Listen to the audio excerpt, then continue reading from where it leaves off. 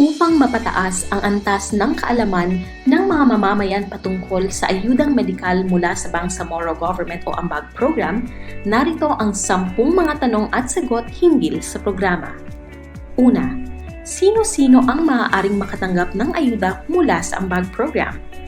Kabilang sa mga pangunahing kwalipikadong pasyente sa programa ay ang mga indigent at low-income household patients. Ngunit paano nga ba malalaman kung ikaw ay indigent o nanggaling sa isang low-income household? Upang malaman kung ikaw ay isang indigent, maaaring ipresenta ang isa sa mga sumusunod na katibayan.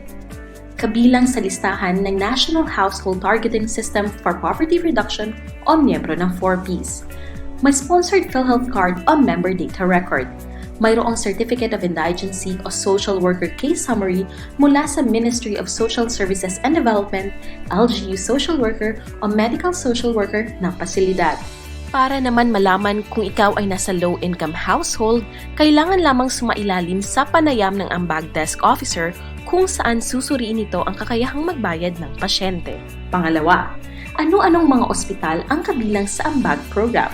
Simula nang maitatag ang Ambag Program noong Nobyembre 2019, may 11 kasamang ospital na kabilang sa Ambag Program. Ito ay ang mga sumusunod: Amay Pakpak Medical Center, Basilan General Hospital, Buluan District Hospital, Cotabato Regional and Medical Center, Cotabato Sanitarium Hospital, Datu Blas Sinswat District Hospital, Datu Halun Sakilan Memorial Hospital, Dr. Serapio Montañer Alhaj Memorial Hospital, Maguindanao Provincial Hospital, Sulu Provincial Hospital, at Southern Philippines Medical Center. Kasalukuyan namang isinasagawa ang proseso para sa mga karagdagang ospital sa mga sumusunod na lugar. Ito ay upang mas mapalawak pa ang sakop ng Ambag Program at maparami ang mga maaaring matulungan ng nasabing programa. Pangatlo, kasama rin ba ang mga pribadong ospital sa Ambag Program? Tanging ang mga government o pampublikong ospital lamang ang maaaring mapasama sa Ambag Program.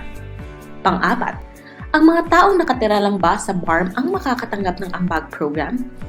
Maaari ring matulungan ang mga pasyenteng hindi naninirahan sa loob ng BARM anuman ang kanilang relihiyon.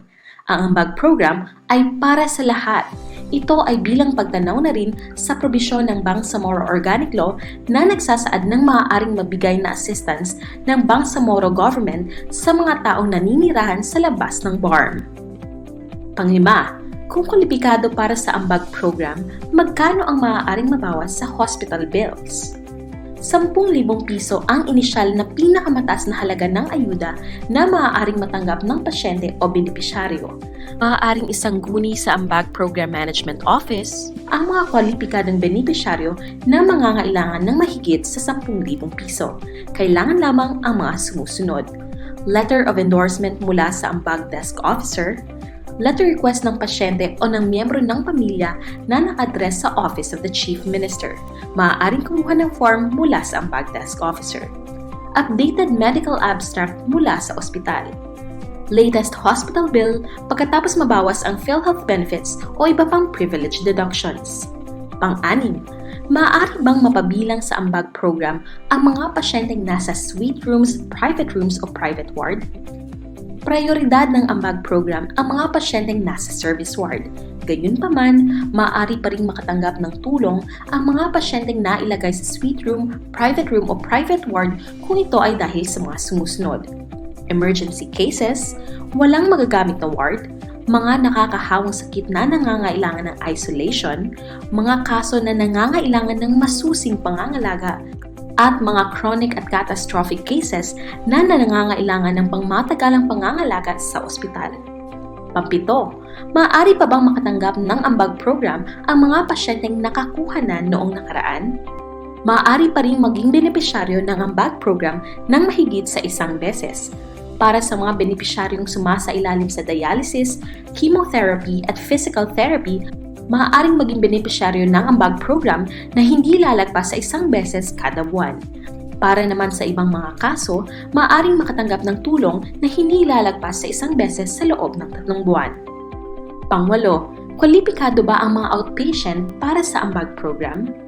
ang mga pasyenteng nangangailangan ng mga serbisyo sa rehabilitasyon pagkatapos mo ospital, naaangkop na suporta sa kaisipan at psikolohikal, kabilang ang mga outpatient na sumasailalim sa dialysis, physical therapy at chemotherapy ay kwalipikado para sa ambag program.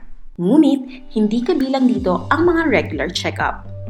Pang-siyam, may bayad ba ang paghingi ng tulong mula sa ambag program?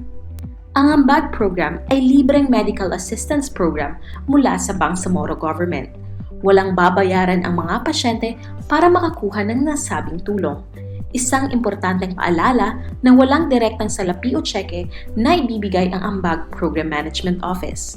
Ang Office of the Chief Minister ay maglalaan ng pondo sa mga kasamang ospital alinsunod sa nilagdaang Memorandum of Agreement ng Office of the Chief Minister at ng Chief of Hospital o Medical Director ng kasamang ospital.